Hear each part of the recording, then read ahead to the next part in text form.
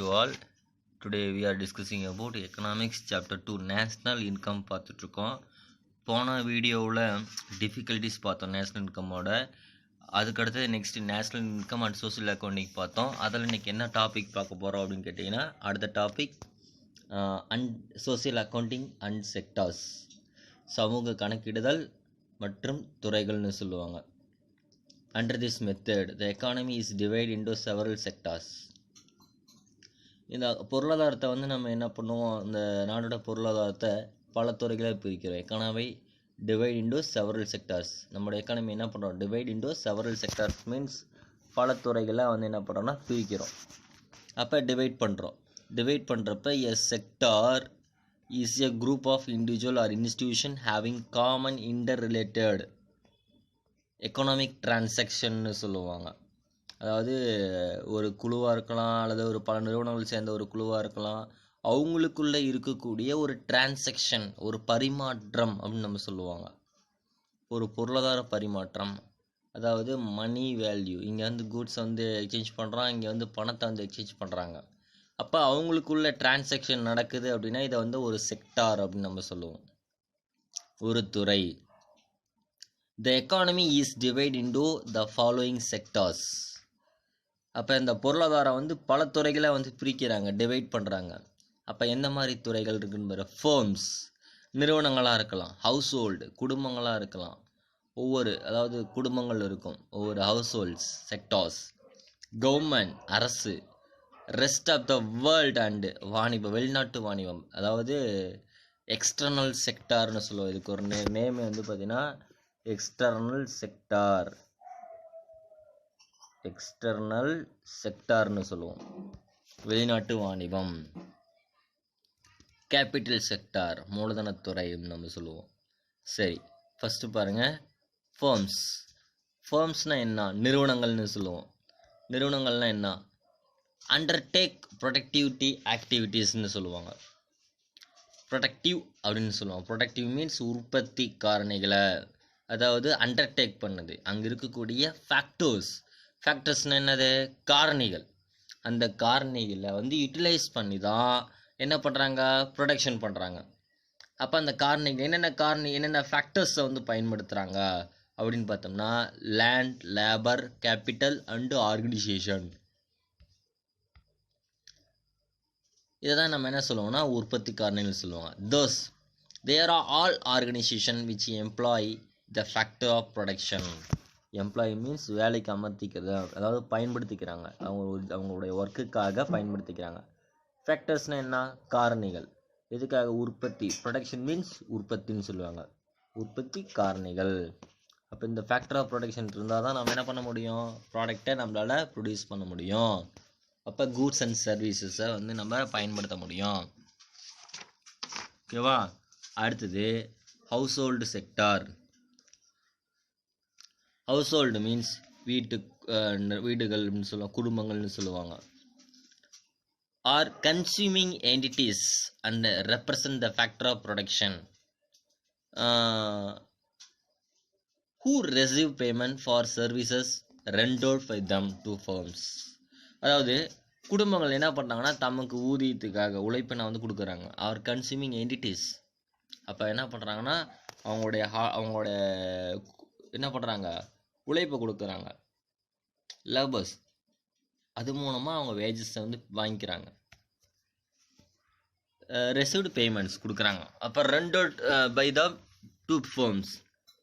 அதை என்ன பண்ணுறாங்கன்னா பண்டங்கள் அதை வாங்கி என்ன பண்ணுறாங்க, household consume the goods and service that are produced by the firms.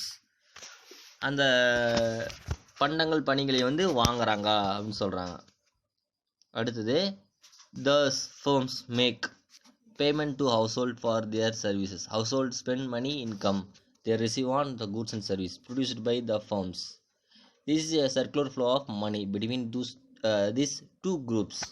அப்போ ஒரு ஃபர்ம்ஸ் நிறுவனத்துக்கும் ஒரு குடும்ப ஹவுஸ் ஹோல்டு செக்டாருக்குள் நடக்கக்கூடிய டிரான்சாக்ஷன், பரிமாற்றம். செக்டர் ஃப்ளோ ஆஃப் இன்கம் எப்படி ஆகுது, மணி. அவங்களுக்கு கிடைக்கக்கூடிய பணம் எப்படி வருது, ஹவுஸ் ஹோல்டு செக்டார்லேருந்து அங்கே ஃபர்ம்ஸில் போய் ப்ரொடியூஸ் பண்ணுறாங்க. அப்போ ப்ரொடியூஸ் பண்ணும்போது அவங்களுடைய எம்ப்ளாயி இம்ப்ளிமெண்ட் பண்ணிக்கிறான் அவங்களுடைய ஒர்க்கை, அதாவது அவங்கள பணி என்ன பண்ணுறான், அவங்க உழைப்பை வந்து அவன் வேலைக்கு அமர்த்திக்கிறாங்க. அப்படி யூட்டிலைஸ் பண்ணும்போது அங்கே என்ன பண்ணுறான், ப்ரொடக்ஷன் பண்ணுறாங்க. அப்போ ப்ரொடக்ஷன் பண்ணுறதுனால அவனுக்கு கிடைக்கக்கூடிய வேஜஸை வாங்கி ரிசீவ் பண்ணுறாங்க. அதை வாங்கி என்ன பண்ணுறாங்க, அவங்களுக்கு பே பண்ணி என்ன பண்ணுறாங்க, அந்த ப்ராடக்டை வந்து வாங்கி கன்சியூம் பண்ணுறாங்க. இந்த மாதிரியான ஆக்டிவிட்டீஸ் யார் யாருக்கு நடக்குது, ஃபர்ம்ஸுக்கும் ஹவுஸ் ஹோல்ட் செக்டருக்கும் நடக்குது.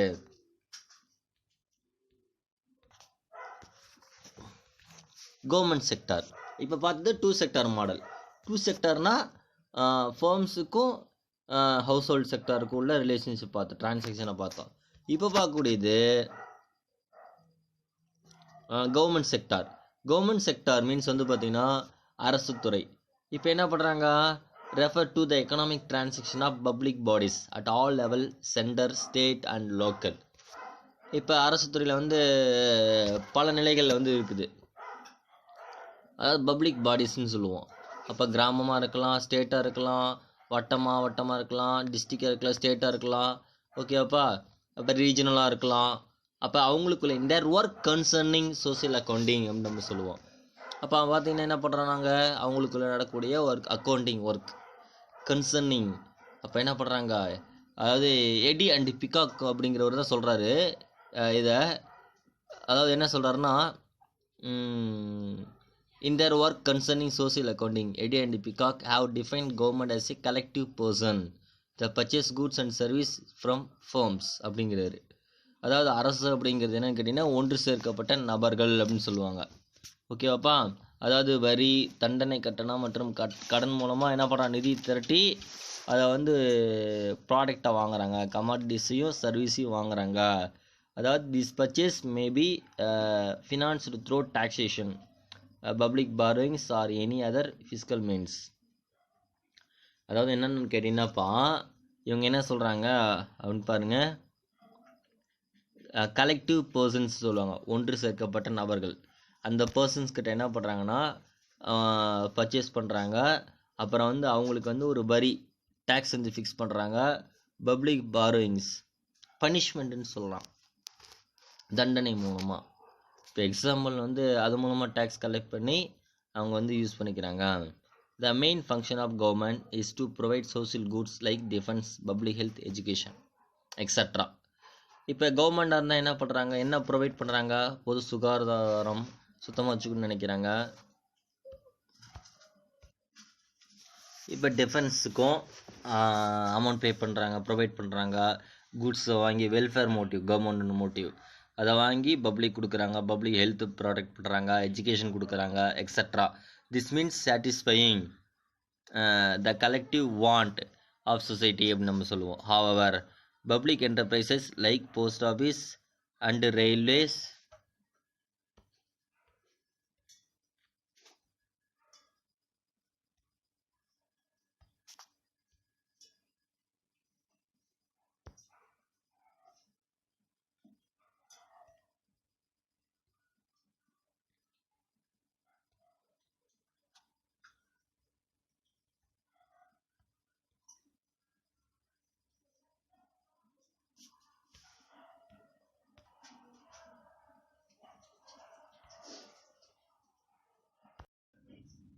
பப்ளிக்கு, அப்புறம் நெக்ஸ்ட்டு பப்ளிக் ஹெல்த் வந்து ப்ரொடெக்ட் பண்ணுறாங்க, டிஃபென்ஸுக்கு வந்து செலவு பண்ணுறாங்க, எஜுகேஷன் கொடுக்குறாங்க extra. This means satisfying the collective want of சொசைட்டின்னு நம்ம சொல்லுவோம். அப்புறம் மனநிறைவு வந்து ஏற்படுத்துகிற முன்னாடி மக்களுக்கு வந்து இந்த நல்வாழ்வு தான் முக்கியம் அப்படின்னு சொல்லிட்டு நிறைய செஞ்சு கொடுக்குறாங்க. அப்போ லைக் போஸ்ட் ஆஃபீஸ் கொடுக்குறாங்க, facilities and railway R separate from the government sector include as firms அப்படின்னு சொல்லுவாங்க. இது வந்து ரயில்வே துறை ஒரு அரசு துறையை சேர்க்கப்பட்ட நிறுவனங்கள் ஆகும் அப்படின்னு சொல்கிறாங்க. இதை வந்து நிறுவனங்களாக நினைக்கிறாங்க. Rest of the world sector, rest of the world sector வெளிநாட்டு வாணிபம்னு சொல்லுவாங்க. அப்போ relate to international economic transaction of the country. It contain income, export and import transaction, external loan transaction and allied overseas investment income and பேமெண்ட்ஸ்ன்னு நம்ம சொல்லுவோம். அதாவது ஏற்றுமதி இறக்குமதி பார்க்குறாங்க, அதாவது இன்டர்நேஷ்னல் லெவலில் டிரான்சாக்ஷன் நடக்குது, பரிமாற்றம் வந்து நடந்துகிட்ருக்கு. அப்போ அந்த பரிமாற்றம் நடக்கும்போது அப்போ என்ன பண்ணுறாங்க, அவங்களுக்குள்ள எக்ஸ்போர்ட் இம்போர்ட் நடந்துட்டுருக்காங்க, அப்போ அவங்களுக்குள்ள டிரான்சாக்ஷன் நடக்குது, லோன் டிரான்சாக்ஷன் நடக்குது, அலைடு ஓவர்சீஸ் இன்வெஸ்ட்மெண்ட் கொடுக்குறாங்க, இன்கம் அண்ட் பேமெண்ட்ஸ் கிடைக்குது, இந்த மாதிரி ஆக்டிவிட்டீஸ் நடந்துகிட்ருக்கு. அடுத்தது கேபிட்டல் செக்டார்னால் என்ன, மூலதனத்துறை. இப்போ refer to saving and investment activities நடந்துகிட்ருக்கு. அவங்க இன்கம் என்ன பண்ணுறாங்க, வரக்கூடிய இன்கம் வந்து சேவ் பண்ணி வைக்கிறாங்க, அதை வந்து இன்வெஸ்ட்மெண்ட் பண்ணுறாங்க. ஓகேப்பா. அப்போ இது கூட it include the transaction of bank, insurance, corporation, financial houses and other agency of the money market. These are not included under firms. This agency merely provide financial assistance to the firm's activity. இதில் வந்து பார்த்தீங்கன்னாப்பா money market பணச்சந்தை இருக்குது, மூலதனத்துறை இருக்குது, financial houses இருக்குது, சரியா, நிதி நிறுவனங்கள் இருக்குது. அப்போ இதுக்குள்ளே இன்க்ளூட் ஆகிருக்கு, உள்ளடங்கியிருக்கு. ஆனால் வந்து பார்த்திங்கன்னா இது வந்து ஃபர்ம்ஸ் மட்டும் இன்க்ளூட் பண்ணல, நிறுவனங்கள் மட்டும். காரணம் என்ன அப்படின்னு கேட்டிங்கன்னா, இது வந்து ஒன்லி வந்து பார்த்தீங்கன்னாப்பா this agency merely provide financial assistance, நிதி கொடுக்கக்கூடிய ஒரு நிறுவனமாக மட்டும்தான் நினச்சிக்கிறாங்க. நிதி கொடுக்கக்கூடிய ஒரு ஹெல்ப் பண்ணக்கூடிய ஒரு கம்பெனியை தான் நினைக்கிறாங்க. ஓகேப்பா. வில் அசிஸ்டிங் செக்டார்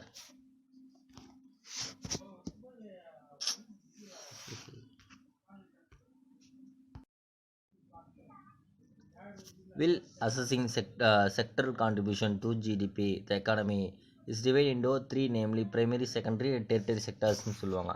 3 விதமான துறைகள் இருக்குது. அப்போ ஜிடிபியோட கான்ட்ரிபியூஷன்ஸ் இருக்குது, நிறைய இருக்குது. ஜிடிபி நமக்கு வேணும் அப்படின்னா இந்த செக்டார்லாம் வந்து முக்கியமாக அவங்களுடைய கான்ட்ரிபியூஷன் இருக்கிறதுனால தான் நம்ம வந்து இன்க்ரீஸ் என்ன பண்ணுறோம், டெவலப்மெண்ட் க்ரோத் வந்து நம்ம ரீச் பண்ணுறோம். அடுத்தது நெக்ஸ்ட் வந்து பார்த்திங்கன்னா நேஷ்னல் இன்கம் அண்டு வெல்ஃபேர்னு சொல்கிறோம். நேஷ்னல் இன்கம்னா என்ன அண்டு வெல்ஃபேர் பார்க்க போகிறோம். National income is considers indicator of the economic wellbeing of a country. தேசிய வருமானம் நமக்கு கிடைச்சிட்ருக்கு அப்படின்னா அதை வந்து எதை பேஸ் பண்ணியிருக்கு அப்படின்னு கேட்டிங்கன்னா நம்மளுடைய க்ரோத்தை பேஸ் பண்ணியிருக்கு. ப்ளஸ் அது மட்டும் இல்லாமல் நலனை வந்து என்ன பண்ணியிருக்கு, பேஸ் பண்ணியிருக்குன்னு சொல்கிறாங்க. The economic process of countries is measured in terms of their GDP per capital and their annual growth rate. அப்போ நமக்கு வந்து ஒரு க்ரோத் நம்ம ரீச் பண்ணுறோம், டெவலப்மெண்ட் ஆகிறோம் அப்படின்னா அதை எதை பேஸ் பண்ணியிருக்கு அப்படின்னு கேட்டிங்கன்னா per capital income and annual growth ரேட்டை பேஸ் பண்ணியிருக்குன்னு நம்ம சொல்கிறோம். பர் கேபிட்டல் இன்கம் இன்க்ரீஸ் ஆச்சு அப்படின்னா நம்மளோட என்ன பண்ணுவோம், ப்ரொடக்ஷன் இன்க்ரீஸ் ஆகும், ஆட்டோமேட்டிக்காக நம்மளோட க்ரோத்து இன்க்ரீஸ் ஆகும். க்ரோத் இன்க்ரீஸ் ஆனால் நம்ம டெவலப்மெண்ட் ஆகும். அப்போ எ country with higher per capita income is supposed to enjoy greater economic welfare with a higher standard of living. ஒரு நாட்டில் அதிகமான தலா வருமானம்னா என்னப்பா, per capita இன்கம்னா என்ன, ஒரு இண்டிவிஜுவல் பர்சனுக்கு கிடைக்கக்கூடிய இன்கம் தான், தனிநபருக்கு கிடைக்கக்கூடிய வருமானத்தை தான் தலா வருமானம்னு சொல்லுவாங்க, per capita இன்கம். அப்போ suppose enjoy greater economic welfare அதிகமாக கிடச்சிச்சு அப்படின்னா வெல்ஃபேர் அவங்களுக்கு அதிகமாக கிடைக்கும், அவங்க வந்து அவங்களுடைய ஸ்டாண்டர்ட் ஆஃப் லிவிங் அதிகமாக இருக்குது அப்படின்னு அர்த்தம்.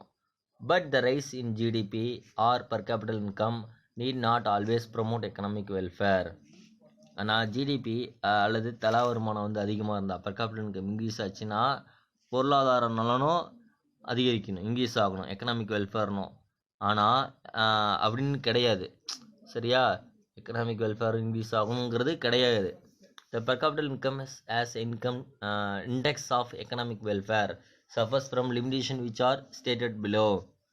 அதாவது பொருளாதார நலன் அப்படிங்கிறது இந்த குறியீட்டு எண்ணை வந்து பேஸ் பண்ணி தான் இருக்குது, அதில் இருக்கக்கூடிய குறைகளை வந்து நிறைய இருக்குது அப்படின்னு சொல்கிறாங்க. லிமிட்டேஷன்ஸ் இருக்குது, கொஞ்சம் சஃபர் ஆகிறதுக்கு காரணம் நம்ம வெல்ஃபேர் கிடைக்காம கொஞ்சம் அதில் வந்து குறைகள் இருக்கிறதுனால நமக்கு நலன் கிடைக்காம போகுது. அப்போ அது என்னென்ன காரணங்களால் வந்து நமக்கு கிடைக்காம போகுதுன்னு சொல்லி பார்க்க போகிறோம். The economic welfare depends upon the composition of goods and service provided. அதாவது பொருட்கள் மற்றும் பணிகளுடைய அளிப்பை வந்து பேஸ் பண்ணி இருக்கக்கூடியதாக இருக்குது நலன் அப்படிங்கிறது. அந்த கூட்ஸு குவாலிட்டி ப்ரொடெக்ஷன் வந்து நல்லதாக இருக்கணும், அதிகமான நமக்கு உற்பத்தி பண்ணுறதுனால நமக்கு வந்து அதிகமாக ப்ரொடெக்ஷன் கிடைக்கும். ப்ளஸ் அதாவது பார்த்திங்கன்னா மினிமம் எக்ஸ்பெண்டிச்சர் மேக்ஸிமம் பெனிஃபிட் நம்ம சொல்லியிருக்கோம். மினிமம் எக்ஸ்பெண்டிச்சர் அர்த்தம் கம்மியான செலவில் அதிகமான சாட்டிஸ்ஃபேக்ஷன் மனநிறை வந்து ஏற்படுது அப்படின்னா அதுக்கு என்ன காரணம், ஒரு கூட்ஸ் வந்து நம்ம வாங்கி பயன்படுத்துறதுனால அந்த கூட்ஸ் கிடைக்கக்கூடிய சாட்டிஸ்ஃபேக்ஷனை பொறுத்து. அப்போ the greater the proportion of capital goods over consumer goods the improvement in economic welfare will be lesser. Similarly the production of luxuries is mean for rich classes only. இன்றைக்கி வந்து பார்த்திங்கன்னா ஆடம்பர பொருட்களோட ப்ரொடக்ஷன் தான் அதிகமாக இருக்கும், அது பணக்காரங்களுக்கு மட்டும் இருக்கும். இதை வந்து என்ன பண்ணுறாங்க, அதை மட்டும் அதிகமாக ப்ரொடியூஸ் பண்ணுறதுனால நல்ல வருமானம் கிடைச்சிட்ருக்குன்னு சொல்கிறாங்க. அப்போ higher GDP with greater environmental hazards such as air water and soil pollution will be little economic welfare.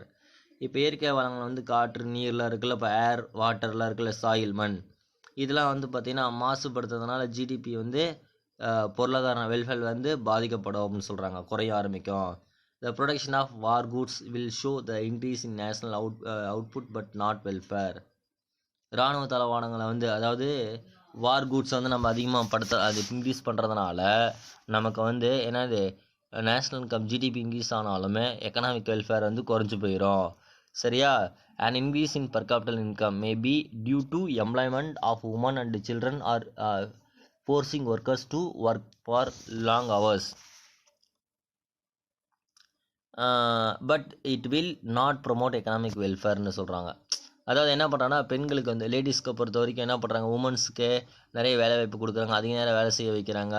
ஆனால் அப்போ வந்து நம்ம பர் கேபிட்டல் இன்கம் வந்து இன்க்ரீஸ் பண்ணனாலுமே அவங்களுக்குள்ளே வந்து வெல்ஃபேர் இருக்காது. ப்ரொமோட் எக்கனாமிக் வெல்ஃபேர், நாட்டுடைய வருமானம், தலா வருமானம் வந்து வெல்ஃபேர் வந்து நலன் இருக்காதுன்னு சொல்கிறாங்க.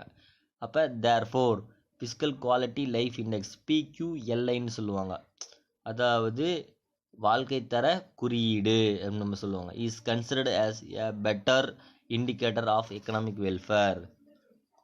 இதில் தான் வந்து பார்த்திங்கன்னா மக்களுடைய வாழ்க்கை தரத்தை வந்து ஃபிக்ஸ் பண்ணக்கூடியதாக இருக்கும். It include standard of living, life expectancy of birth and literacy.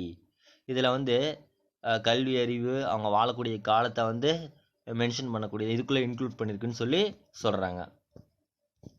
அடுத்து நெக்ஸ்ட் பாருங்கள்,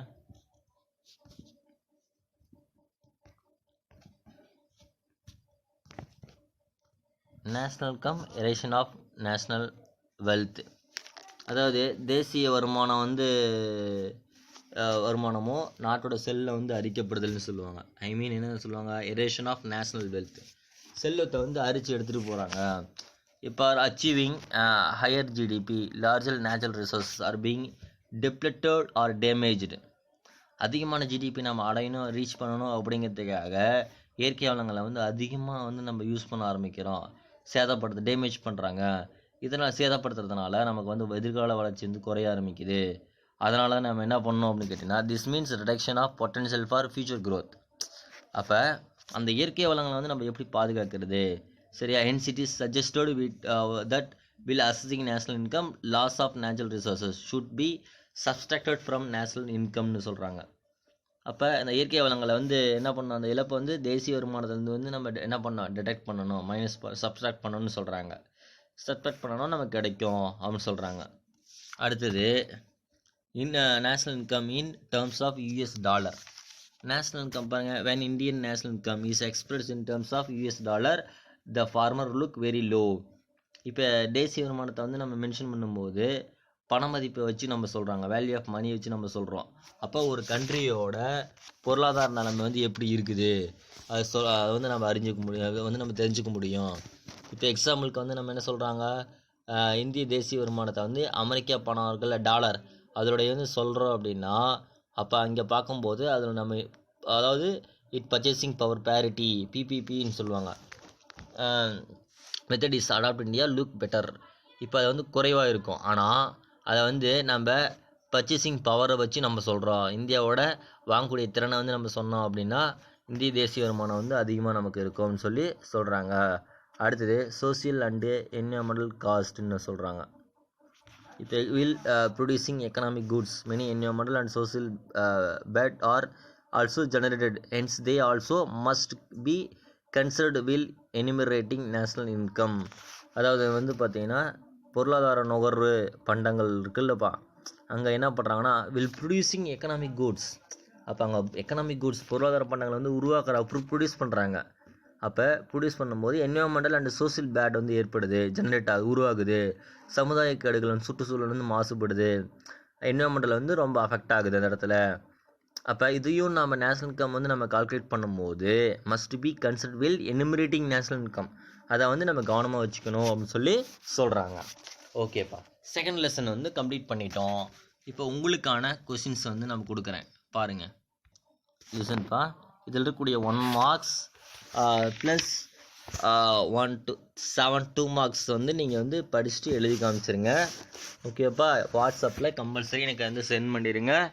7 கொஷின்ஸை வந்து படிச்சுட்டு ரீட் அண்ட் ரைட் எழுதி எனக்கு வாட்ஸ்அப்பில் ஃபோட்டோ எடுத்து சென்ட் பண்ணிடுங்க. 1 மார்க்ஸு 21 மார்க்ஸ். ஓகேப்பா, ஓகே, தேங்க்யூ. நெக்ஸ்ட் கிளாஸில் வந்து 3rd லெசன் வந்து நம்ம பார்க்கலாம். ஓகேப்பா, பாய்.